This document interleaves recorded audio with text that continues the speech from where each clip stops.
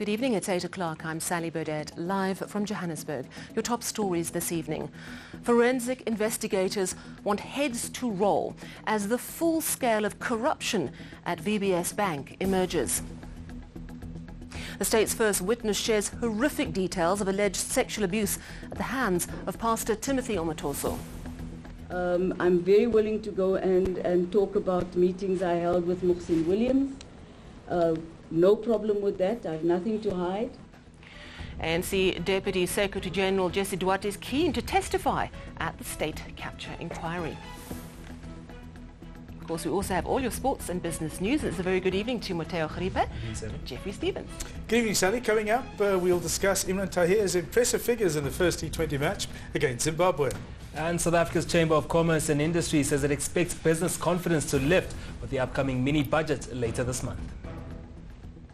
Corrupt and rotten to the core. That's how forensic investigator advocate Terry Matar has described those who looted VBS Bank.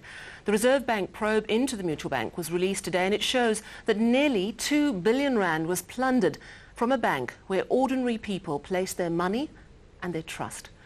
VBS was placed under curatorship in March this year following allegations of mismanagement. The report today recommends criminal charges be laid against those implicated. And I'm joined now by Michael Apple, who has been following that story. It is breathtaking in its audacity. It is absolutely shocking. The report says, and this is just three on the list: Vendor King 17 million rand, Free State Development Corporation over 100 million rand, Floyd Shivambu's brother 16 million rand. That's just three. How did this happen? Well, that's what this forensic report tried to piece together. It's incredibly detailed, as a forensic report should be, so very difficult to read. It's a very voluminous document, over 140 pages. It happened because they went from taking money for Stokvels and Beryl societies, being a mutual bank, to playing in the bigger leagues, the commercial bank leagues, where they started illegally going to municipalities and trying to solicit deposits. How did they get that right? They bribed. Okay. That's as simple as that, and they used middlemen and influential politicians in Limpopo especially. It had to have surely encompassed almost everyone in the bank, because it is so massive. It seems the whole bank was rotten. Well, that is indeed it, rotten to the core. The advocate who authored this report says that they must wind up the liquidation process because there's nothing to save here. So start criminal prosecutions, further investigate, and start criminally prosecuting people. I must ask you about Brian Shivambu. Now, the EFF, as we know, is very vocal about pointing fingers at people who are under a shadow, whose family members might be under a shadow, crying nepotism. What has the EFF said about the younger brother of Floyd Shivambu today? Peculiar silence from the Red Berets all day. This report dropped just after midday, I think it was, and not a single response from Dr. Mbuyiseni Nglozi, Floyd Shivambu, Julius Malema, and they've been tweeting on their account all day. But nothing on this? Absolutely nothing. I have to ask you about the consumers. We know that there's been some guarantee that people will get about 100,000 rand through Nedbank. We've got people who've invested their life savings here, ordinary people who've saved. Are they going to get their money back? It sounds like they won't. So the Reserve Bank guaranteed 336 million rand would be paid for these deposits that were made, so that old people that have invested everything can go and get their money, their retail deposits, up to the value of 100,000 rand per person. That commitment is still there, to my understanding, from the South African Reserve Bank, and Nedbank being the partner that is distributing that money from the ATMs and from the banks. So that hasn't changed. But as for the 2 billion rand in taxpayer and private depositors' money, who knows if they'll ever get that back. Oh, thank you very much for giving us the information, disheartening as it is. Michael Apple following the VBS story. Let's move now to PE. Traumatic details of sexual abuse emerged in the Eastern Cape High Court today.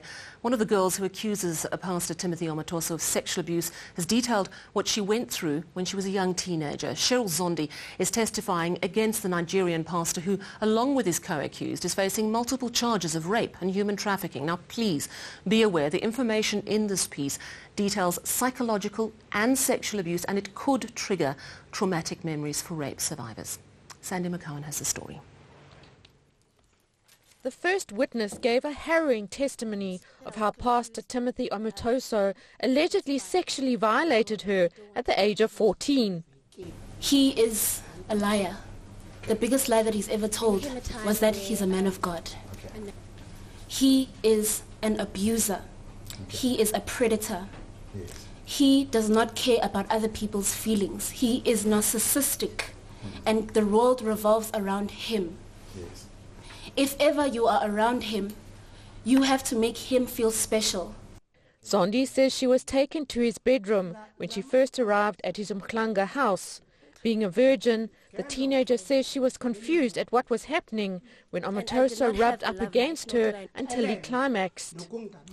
While he was snoring next to me, I could only listen to my heart beating. It felt like forever. He was just sleeping, he was gone, and I was just laying there next to him, not knowing what to do next. According to the witness, Omutoso had complete control over the lives of the 20 to 30 girls who lived in the house at the time. He monitored their every movement. Zondi says she had to SMS Omutoso 5 times a day. All the girls also had to be well groomed and clean at all times. Sleep was frowned upon, and the girls only ate 1 meal a day. After 2.5 years, Zondi says her mother forced her to leave the house. She says thereafter she fell into a deep depression and even tried to take her own life. When she turned 19, she returned to the house hoping to get closure, but instead fell into the same pattern of abuse. She escaped 3 months later. Sandy McCowan, Port Elizabeth. The market seemed to have reacted positively to the appointment of Tito Mboweni as the new finance minister. But what are the big challenges he now faces? Our reporter Avuyo Mtila reports. Now raise your right hand and say, please help me God. So help me God. The confetti is settled. Former Reserve Bank Governor Tito Mboweni is South Africa's new finance minister. There's relief all around, with the markets seemingly happy with this appointment. And because it's a good, seen as a safe pair of hands, the markets know Mr. Mboweni. I don't think the market reaction was going to be anything else but positive. We've just seen just before the announcement, when there were rumors that it might be Tito, we saw the rand strengthening below 15. And then after the announcement, the rand continued to strengthen. What are the immediate priorities for the new finance minister? The most immediate is to keep the rating agencies happy, to make them aware that we are working on our deficits problems. We are looking at bringing the state-owned enterprises under control, which is one of the reasons I think Pravin Gordhan still stays at the Ministry of Public Enterprises, because that is the one reason that we're also getting downgrades. It's not just from government finances, but it's also the 620 billion that our state-owned enterprises owe as well. A long-term plan will also prove crucial. What are the 5 things he needs to do to get the South African economy going? Revenue collection. Make sure that you spend money where you're supposed to spend it. Make sure that you get your people, meaning government employees, to work, because sometimes it's very frustrating, especially for business people, that you've got this red tape, or you've got people that you deliver a document, it takes them 3 weeks to sign. Make sure that they're very efficient as well, because that will be frustrating as well. And guys, we know we are not lazy to think, we are not lazy to talk, but make sure that all those things get to be implemented. Thank you. It's a tough ask, even for a widely respected and experienced public servant like Tito Mboweni. Avuyo Mtila, Johannesburg. ANC Deputy Secretary General Jessie Duarte says she's willing to testify at the State Capture Commission about meetings she had with former Editor-in-Chief of The New Age and ANN7, Muhsin Williams. Duarte was addressing the media earlier today on recent political developments. I'm very keen to go. I think that it is important that we all understand the role that was played by the ANC in the establishment of the ANN7, as well as, what's this other thing? ANN7 and the New Age. And by the time I got into the picture, that was a well-established fact. I'm very willing to go and talk about meetings I held with Muhsin Williams. No problem with that. I have nothing to hide. not afraid to say that we did discuss a media that would give the ANC unmitigated space to put its policies forward. Meanwhile, public hearings at the state capture inquiry are on hold for a month. This is to give former President Jacob Zuma and the others implicated their right to reply. Former Public Enterprises Minister Barbara Hogan has implicated Zuma in her statements. Now, according to the rules, those implicated must receive adequate time to respond. Hogan will now testify on the 12th of November, with Pravin Gordhan set to appear 3 days later. Still ahead on eNews, latest from Zimbabwe, a dire situation there as retailers are forced to close their doors due to severe shortages. And business news with Mateo. Well, the market closing a day weaker today, with the rand also retreating against the dollar.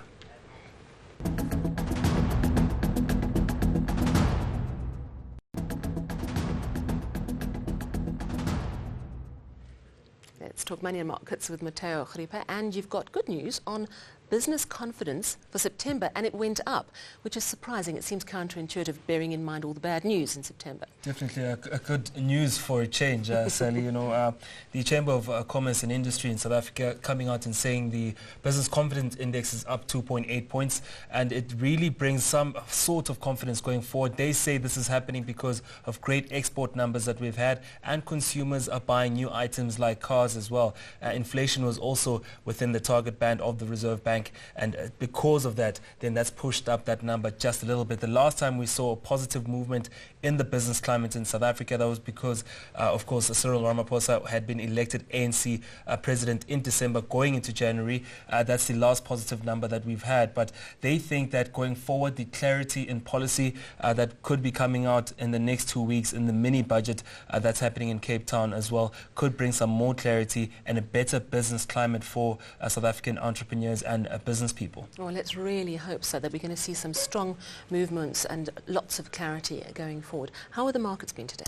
Not so well today. Naspers dragging the markets down today, of course, of that 10-cent weakness in China. The oil share down 2.5%. Industrials also down 3.5%, while financials closed off that bloodbath there with the weaker rand dragging down banks.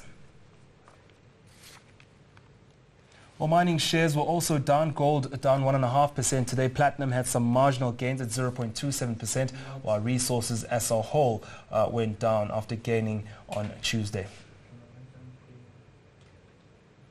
Commodity prices, price of gold at $1,189 an ounce, while platinum was up at 0.13%, with Brent crude at $83.55 a barrel. The rand up 40 cents on Tuesday, but not so today. It's at 14 rand 67, trailing the dollar. It's at 16 rand 92 against the euro, and retreating against the pound at 19 rand 36 as those news around the finance minister start to settle. Thank you very much, Mateo Gripe. All the business news. Well, let's move to some international news, and there are grave concerns about Zimbabwe as it faces severe fuel, medicine and fuel shortages.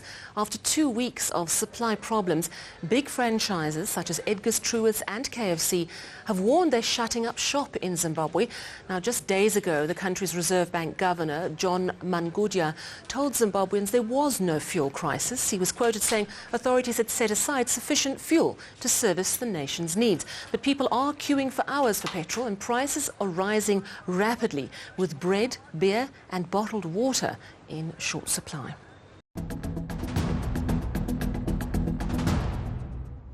Let's get all your weather news in Cape Town from Candice McKechnie. Hi Candice, how's it looking?